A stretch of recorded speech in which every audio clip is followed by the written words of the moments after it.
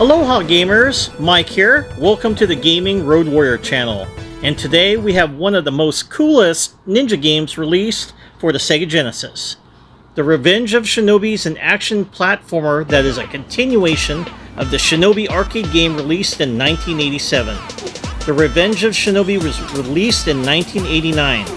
The box art reminded me of a VHS ninja movie cover like Revenge of the Ninja starring Sho Kosugi. High above the streets of Los Angeles, he must fight the killer who was once a friend. Ancient Japanese warfare explodes in America. It's the ultimate martial arts adventure. No one can survive. The Revenge of the Ninja. Well, I am a big fan of his.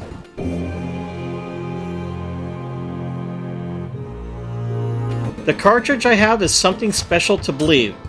I have the one with lots of famous characters from the movies and comic books.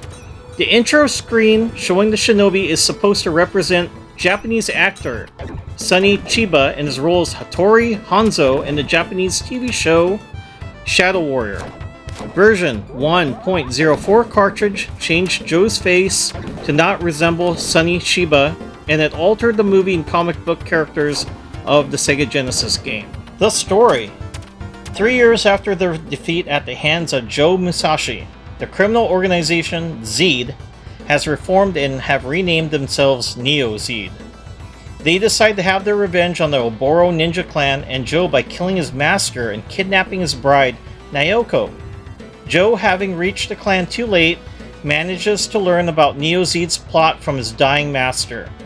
Joe decides to travel the world to gain his revenge on Neo Zed and try to save his bride before it is too late. This game follows a tried and true formula of the 80s and 90s action films. I'm gonna take you to the bank, Senator Trent. To the blood bank. Hero needs to rescue his girl and seek revenge on the baddies that torched his village.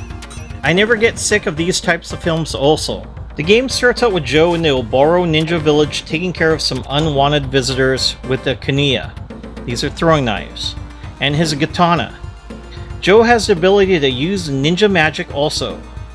Joe is not the type of ninja that likes to hide in the shadows and stalk his prey like Batman, but does the one-man army routine like the Punisher. All guns blazing, but in Joe's case, he was throwing kuniya at the other Neo Zed ninjas. Graphics and music. The Genesis graphics on this is quite remarkable. This is literally 16-bit goodness. The artwork on the cover looks like Joe on the game. A gray ninja outfit. Joe also wears a ninja mask now, compared to not wearing one in the first Shinobi game. The music is composed by none other than Streets of Rage 2 fame, Yuzo Koshiro.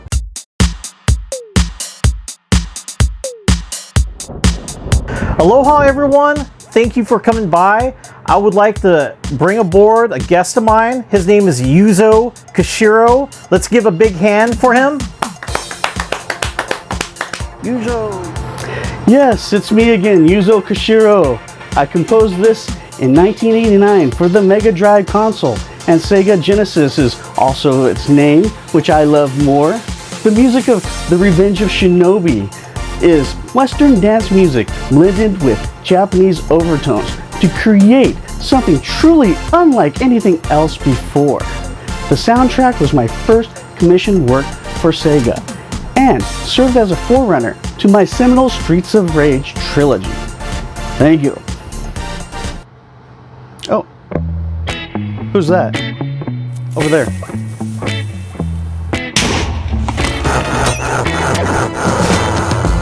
The different levels. Oboro Village, Ibaraki Province, Japan is a bamboo forest in which Joe's mission of vengeance begins. There are other ninjas as well as the mighty samurai Blue Lobster boss. Why is he called the Blue Lobster? Yeah, I don't know. Tokyo. Well, you are now heading into the mountains with a waterfall and then you end up in the city of Tokyo. Joe needs to ascend the building rooftops and do battle with more ninjas. Joe needs to reach a disco and face off against a shadow dancer. Okay, Isn't Joe technically the Shadow Dancer too?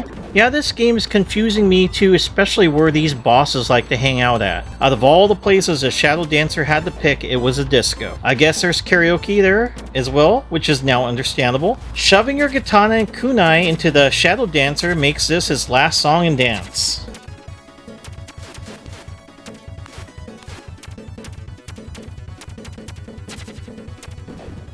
The Military Base US.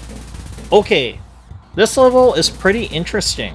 You can jump on the other side of the fence, just like the original Shinobi arcade game, but you'll have to do the double C jump button to get to the other side instead of pressing up and jump. That won't work. Joe needs to avoid the Neo-Zed soldiers with guns now. They don't explain how a US military base got occupied by ninjas. The interesting people you meet are flamethrower soldiers. Here's an interesting twist, is that there are different versions of this game. I have the one in which many 80s action movie stars show up. It's hilarious to think they would put this in the game. I like how the machine gun and grenade noises sound. Joe encounters German shepherds as well. Man, I really don't want to harm these guys. Can't we just throw trank kunais at them? Well, I'm imagining him doing that since Joe ends up getting a dog in Shadow Dancer, the arcade game. Joe now boards an air carrier in which Joe needs to avoid the open doors, otherwise he's jumping out of the plane without a parachute. Making his way towards the end of the stage boss is a supercomputer. This machine has a human brain. Is this Skynet, since we have another popular 80s sci-fi villain showing up later? It attacks by trying to laser you from the ceiling.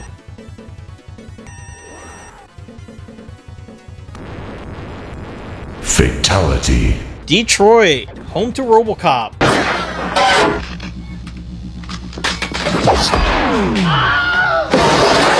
Joe must navigate around the junkyard while avoiding soldiers and flamethrower enemies again. When Joe reaches a stage with conveyor belts, then it would be wise to equip the ninja magic Jutsu of Fushin, which will enable you to jump higher. After reaching your destination is when you encounter a T-800 from the movie Terminator.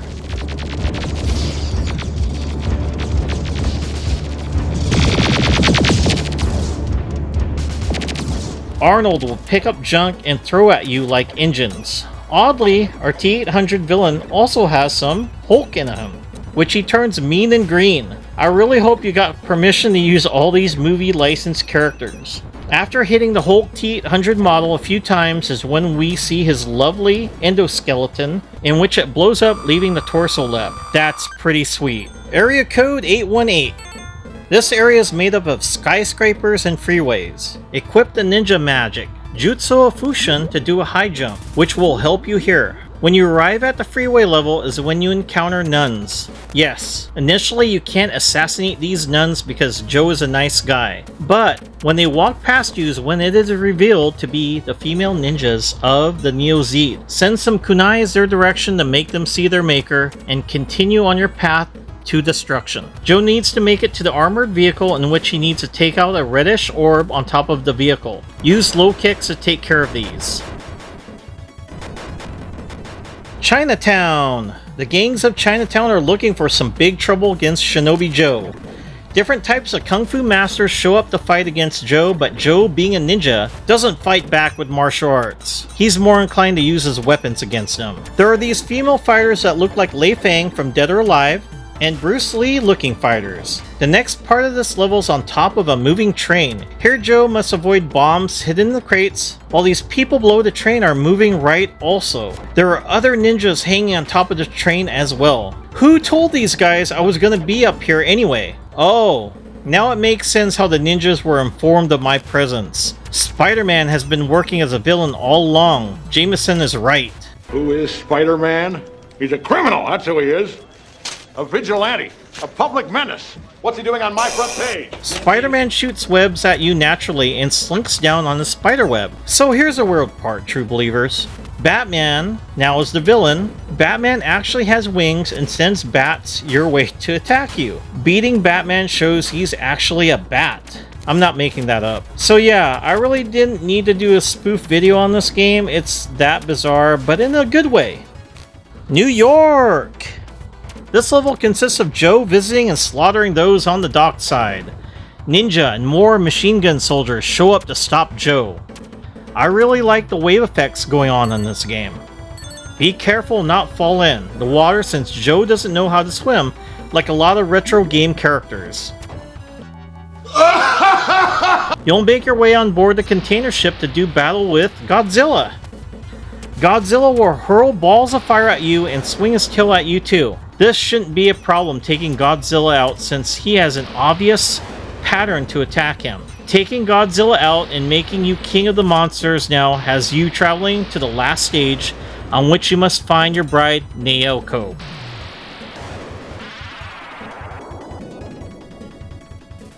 Neo-Zeed Marine Stronghold. If you made it this far, congratulations! This is the final push to find the leader of Neo-Zeed. This level is on the docks again with a gorgeous background of a lighthouse. Ninjas and kung fu masters are out in full force to terminate you. The soldiers are here as well. This place is very well guarded. After surviving the docks is where you're inside the labyrinth. There are secret passageways as well. You'll have to navigate against some tight-fitting passages before finding a way out of this maze. The last boss, the Masked Ninja. Well, he looks more like a kabuki performer with the long white hair and all. Your love muffin Naoko is locked up in the background. This baddie whips his hair all around while throwing at you as well. Be careful when you make it here since time is of the essence. You must beat the Masked Ninja quickly so you can get the best ending. Otherwise, you get the other ending. So, if you are not interested in the two endings, then I suggest you skip to on my video. Alright? You've been warned. Here is the best ending to the game.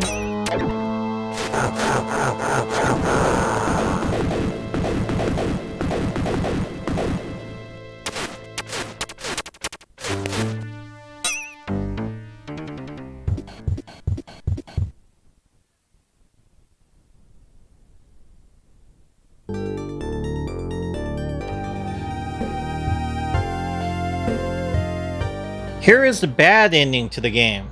If you look at the background where Naoko is at, you can see the ceiling closing down on her. Yeah, not defeating the Masked Ninja in time will make Naoko a Jill sandwich. Down. Hurry! This way! Oh, Barry! That was too close. You were almost a Jill sandwich. You're right.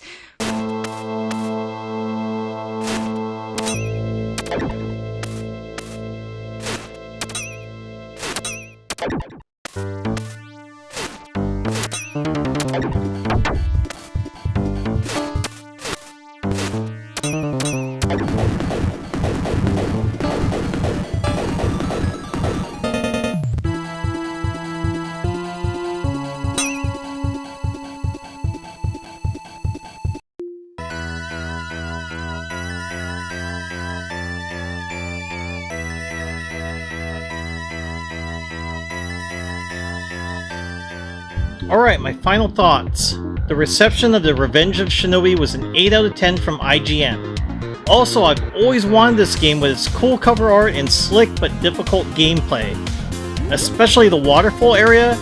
This area was where I died the most, and I was talking like a sailor and shouting colorful metaphors. The junkyard reminded me of the Jawa Sandcrawler from Super Star Wars for the Super Nintendo. On the platforms you're supposed to land on, but instead fall back to the beginning, and you will need to start all over again. The other part was the maze where you had to go to the Neo-Zeed stronghold. I was lost. I had to look online on where I needed to go to pass the level. I would strongly suggest using a Game Genie since this made it fair and fun playing despite the hard levels I mentioned. Now the cartridge looks like this, and I have the custom game case here. The price on this is going for $22.99 loose and $47 complete. That's not bad as of September 17, 2022. Now I didn't own this game back in the day, but picked it up like 8 years ago. This game for me is something I'm not getting rid of since I love the way they put the movie and comic book characters in the game. It definitely made it cheesy. Did you guys and gals have this game growing up? I'd love to hear your story about it in the comments below. If you enjoyed this video and want to see more like this in the future, show your support by leaving a thumbs up below and subscribing with post notifications turned on. I'm currently going to hold off of Stray and the PS2 story. I really want to see and wait on what game inspires me on what to write and do a video on. This is my first video in which I didn't have Sarah help me with it. I'm changing some things around in which I want to add some documentary aspects with my own personal story, sprinkled in with humor. I'd rather just talk about the game mostly and have fun with it. I realize that I'm no gaming historian or Patman QC. They do a really good job in how they present it. I'm hoping that doing the video and how I've been doing it separates myself from them. I really want to be different and make you folks happy and the new people coming in as well. Thank you for tuning in, and remember, gaming is your road to adventure.